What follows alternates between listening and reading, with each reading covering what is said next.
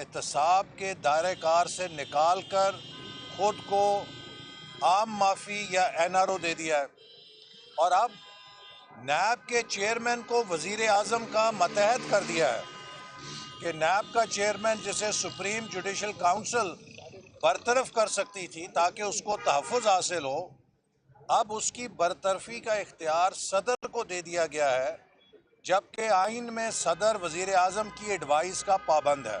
اس کا مطلب یہ ہے کہ چیئرمین نیب وزیر اعظم کی منشا اور مرضی کے مطابق اگر کام نہیں کرے گا تو وہ نکال باہر کیا جائے گا۔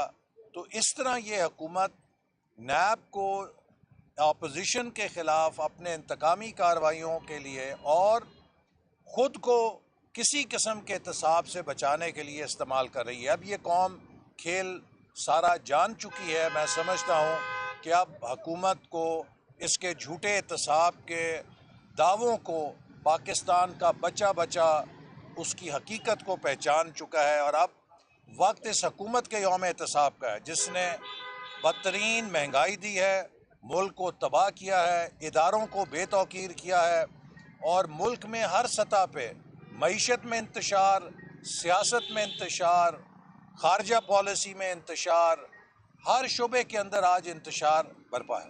اچھا سر، یہ بتائیے گا کہ آپ سید خورشید شاہ 5 سال اپوزیشن لیڈر رہے، اور ان کے اپوزیشن لیڈر طور پر شاندار کارکردگی اور جمہوریت کے لیے ان کی قربانی کی وجہ سے کچھ لوگوں کا خیال ہے کہ 2 سال انہیں گفٹ کیا گیا جیل پہ، اور اس کے بعد جب یہ باہر آئے ہیں، اس وقت آپ خورشید شاہ صاحب کے گھر پہ آئے ہیں، لیکن جب آپ ان کے گھر پہ آئے ہیں تو یہ خبریں آ رہی ہیں کہ نیب کا کوئی چیئرمین جنرل بنایا جا رہا ہے، اور جنرلوں کے بارے میں بہت ساری باتیں مشہور ہیں، ہم تو کچھ کہہ بھی نہیں سکتے، پر بھی جلتے ہیں ہمارے، لیکن اب جب نیب کا چیئرمین کوئی جنرل بنایا جائے گا، ریلوے کا چیئرمین کوئی جنرل بنایا جائے گا، جیسے مشرف کے دور میں ایسا ہوا تھا کہ یہاں پر وابدہ کا چیئرمین بھی جنرل تھا، کہ الیکٹرک کا بھی چنگا مرس جو ہے وہ جنرل تھا، تو کیا یہ ریٹائرمنٹ کے بعد گفٹ ہے؟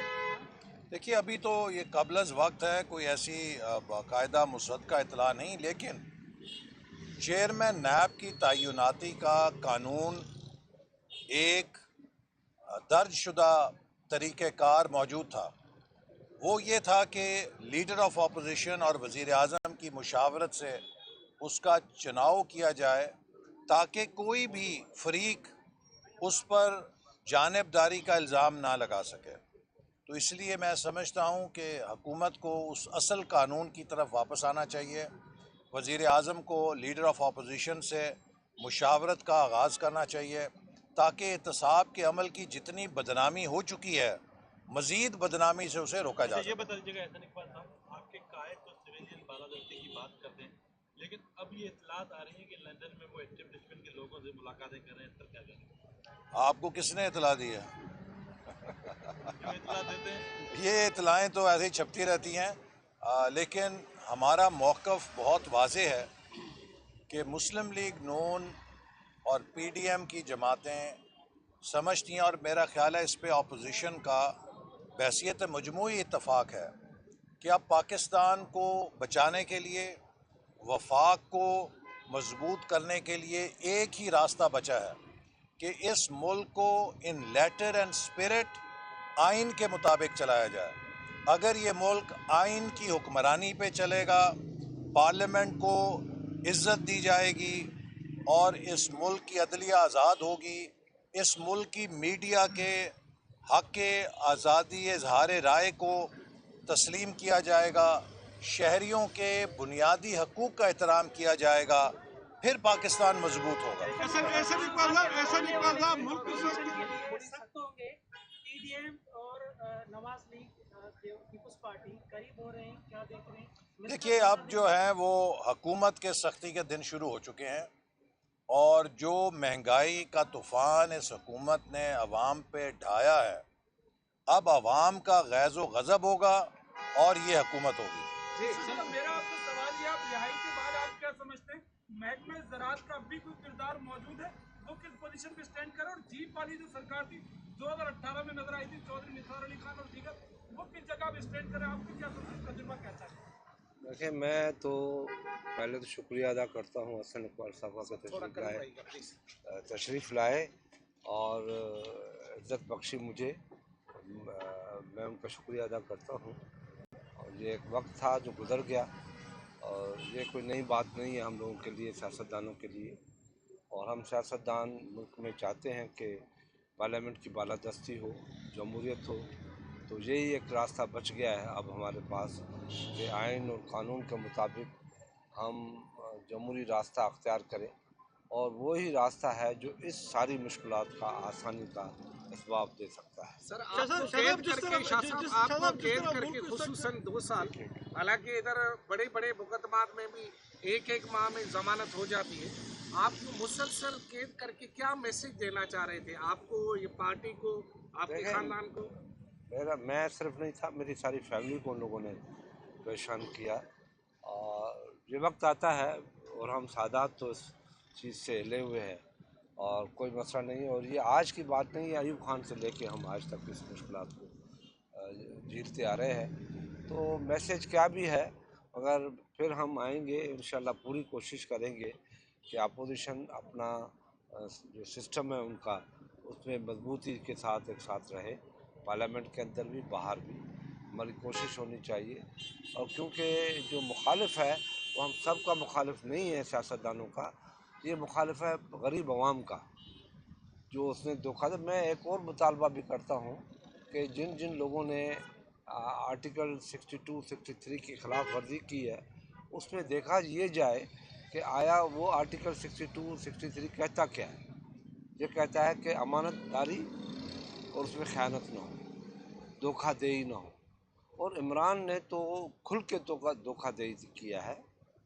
اس نے عوام کو دھوکہ دیا کہ میں آپ کو نوکریاں دوں گا، میں آپ کو گھر دوں گا، میں کرپشن کو روکوں گا، میں مہنگائی کو روکوں گا. مہنگائی 1 روپیہ بھی ہوئی تو پرائم منسٹر چور ہے، ڈالر 1 روپیہ بھی بڑھا تو پرائم منسٹر چور ہے. تو وہ ساری 1 روپیہ کی بات نہیں ہے، اب تو بہت بڑا مسئلہ ہے.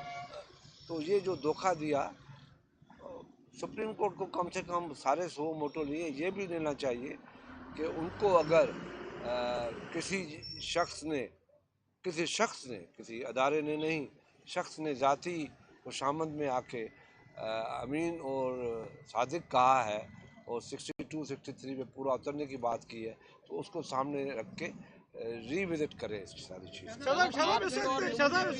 جو ملک جس مشکلات کا شکار ہے، کیا آپ جو آج کی ملاقات میں پی ڈی ایم میں واپسی کے حوالے سے ابھی تو ہماری بات ایک رشتہ ہے میرا کم سے کم 30 سال کا تعلق ہے، اور وہ تعلق ہم کدھر بھی ہوں وہ قائم رہتا ہے. یہ اپوزیشن میں تھے، اپوزیشن لیڈر تھا.